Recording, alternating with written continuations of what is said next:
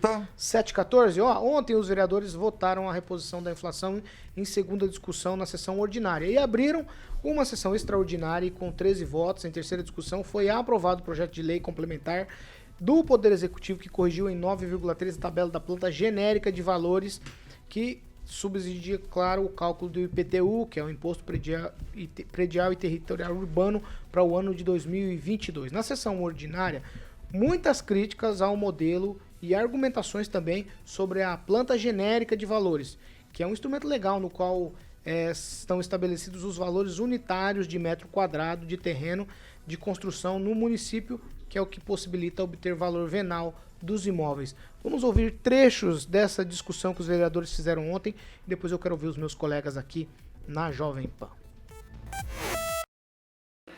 Que eu fiz reiteradamente para que retorne a analisar imóvel por imóvel o seu preço para estabelecer os preços de cobrança do imposto de propriedade territorial.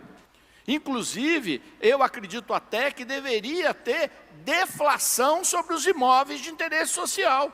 Então, eu quero ressaltar que essa é uma cobrança que eu faço, por favor, que no próximo ano, quando formos analisar o IPTU de 2023, que possa ter uma análise. Inclusive, vamos corrigir essa horrível distorção dos imóveis no centro. Para explicar para as pessoas, mais ou menos no sentido que o Sidney falou, então nós temos uma legislação que nos obriga a fazer a atualização pelo IPCA 15. Então esse é o índice que foi utilizado pela Prefeitura. Muito bem colocado pelo vereador Sidney, a Prefeitura pode não fazer a atualização? Sim, ela pode. Só que segundo a lei de responsabilidade fiscal, isso é renúncia de receita. Para se renunciar à receita, eu vou até ler aqui, o que deve estar acompanhado para fazer? Medidas compensatórias, que podem ser provenientes de elevação de alíquotas. Isso quer dizer o quê? Vai cobrar menos IPTU, mas vai cobrar mais o outro imposto, né? Nós temos aqui a ampliação da base de cálculo, majoração ou criação de tributo ou contribuição. O prefeito até pode baixar, se ele criar um outro tributo.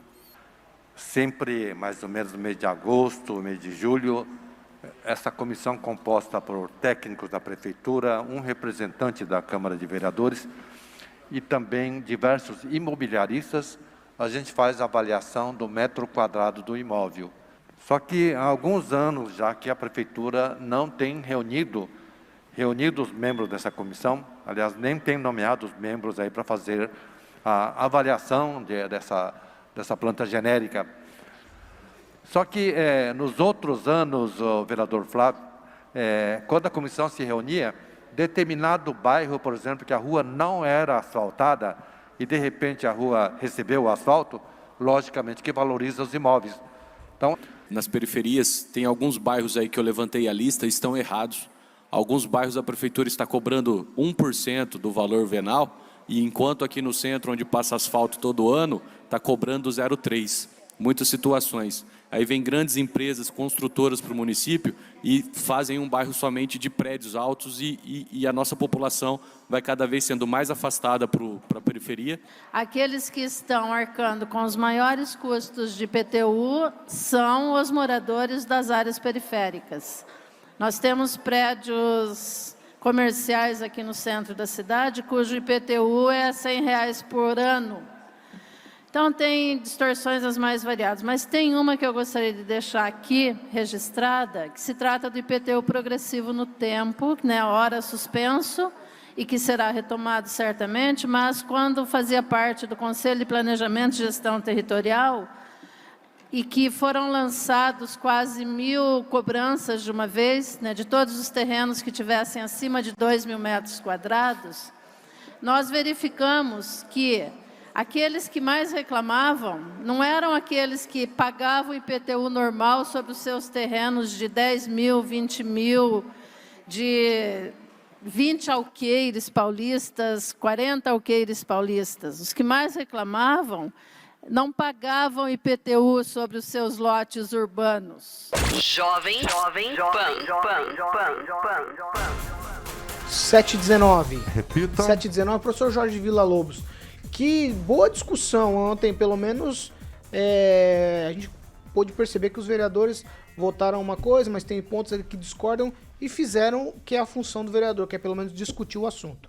Correto, Paulo. Eu estive ontem na Câmara justamente provocando alguns vereadores a respeito da passividade com a qual estava sendo tratada a matéria do IPTU.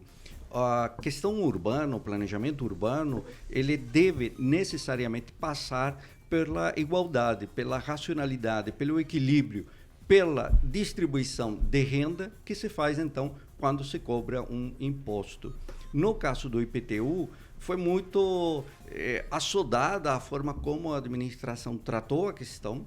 Entende-se o que é a responsabilidade fiscal, isso não há dúvida nenhuma, mas nós estamos vendo por todos os lados que essa responsabilidade fiscal, neste tempo de pandemia, de uma situação de urgência, de uma situação de crise econômica, grande parte provocada pelo governo federal, temos que incluir necessariamente uma questão de justiça social, ou seja, aqueles que menos podem, aqueles que estão sendo afetados de forma direta, ter um caminho para relativizar, para diminuir, para minimizar esse impacto.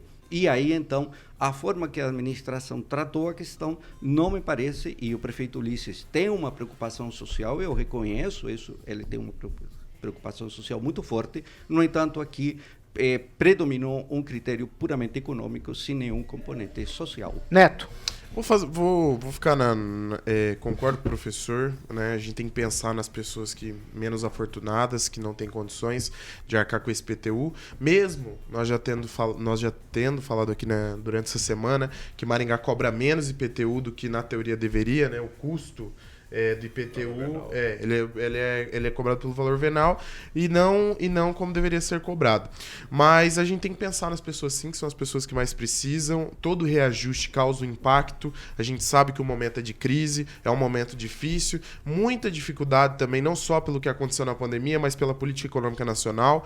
Então a gente sabe que tudo isso precisa ser revisto com muito cuidado. Agora também precisa achar um meio termo entre a responsabilidade das contas públicas, da administração pública e o que pode ser feito para melhorar a vida dos maringaenses. Pamela Bussolini.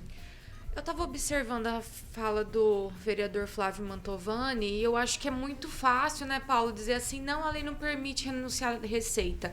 Não é bem assim. Do contrário, a gente não teria visto vários municípios que fizeram, sim, um ajuste, seguraram um pouco, afinal de contas, a gente está vivendo uma crise. Eu concordo com o professor e com o Luiz Neto, né, que a gente vive um momento difícil, mas não concordo na parte que tenha partido do governo federal. A gente sabe que partiu de governos e prefeituras muitos fechamentos, com isso muitas empresas fecharam, faliram, basta dar um rolezinho aí em Maringá que você vê o tanto de placa de aluga-se por aí.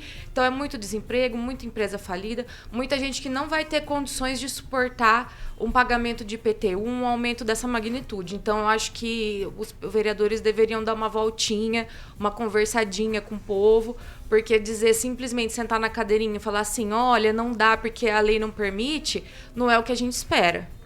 Quem, Rafael? Eu acho que a discussão em si é de um tema bastante criterioso e também especial, né, por conta aí do aumento da taxa, do imposto. Eu acho que teve bastante debate entre os vereadores, isso é muito importante. Alguns disseram algumas questões sobre o IPTU de alguns lugares que é cobrado diferente. Eu acho que é bom também praticar, né, a função também de fiscalização. Eu acho que não tem que responsabilizar o Poder Executivo ali da Prefeitura por ter enviado o projeto em si. Isso realmente tem que ser feito para não incorrer em crime de responsabilidade. E aí cabe aos vereadores fazerem, então, a devida, né, discussão e aprovação, se necessário. Agnaldo Vieira. Na gestão pública tem a questão da renúncia de receita, né? O Executivo pode até não colocar nenhum reajuste no IPTU, mas ele tem que criar outra fonte imediatamente, né? Então, se correr o bicho pega, se ficar o bicho come. Então não tem por onde escapar. Agora posicionamentos, né? Eu vejo que uma vereadora fala tão contra, mas votou a favor, né? Poderia ter se manifestado contrariamente, né? E até disse que iria falar na tribuna e não falou na tribuna. Falou só nas lives, onde ela gosta de falar muito, mas na tribuna não deu a sua explicação aos seus eleitores porque votou favorável a essa reposição, em verdade, da inflação. E boa parte, né, dos insumos para a manutenção do município vem do IPTU. Então, se também não tiver essa reposição e a inflação foi alta nesse período de pandemia, vai faltar combustível para os carros oficiais, vai faltar valores para a manutenção e a zeladoria da cidade. Mas, Aguinaldo, estamos falando permanentemente nesta administração de um superávit. Ou seja, se eu tenho um superávit, é possível, então, contornar uma situação de emergência. Isto que é importante. O que a gente está dizendo é que a composição deste imposto, ele deve ser trazido à comunidade previamente.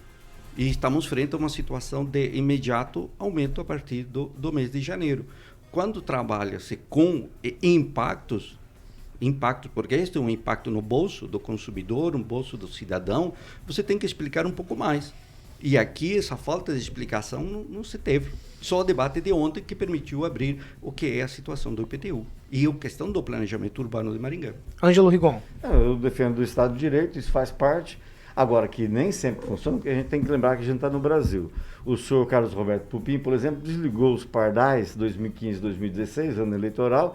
Aquilo também é renúncia de receita, além de colocar a vida dos outros em risco, tanto o pedestre quanto o motorista, e nada foi feito contra ele. Então, nem sempre o sistema funciona, só para lembrar. 7h26. Repita. 7h26. Ângelo, o que é a história do Paulic que ainda está viva? É uma notícia de primeira mão. Agora, recentemente, a mineradora de água Rainha, lá de Iguaraçu, foi para leilão para pagar aquele... Todo mundo sabe que passou a mão no dinheiro público, e 3 fazendas no Mato Grosso. E não houve arremate, um dos imóveis foi bloqueado, tem um nome lá que esqueci, e os outros 2 não foram arrematados, não houve lance. Então foi marcado agora, dia 13, vai acontecer de novo.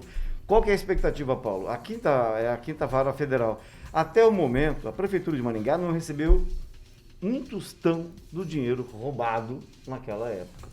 Então a gente está torcendo para o juiz não repassar, embora seja dívida com a União, não repassar para a União, repassar para o município, que foi de onde saiu a dinheirama roubada naquela época. Então é isso, dia 13 tem novo leilão dos imóveis do Paulic, dos ativos da mineradora e dos imóveis.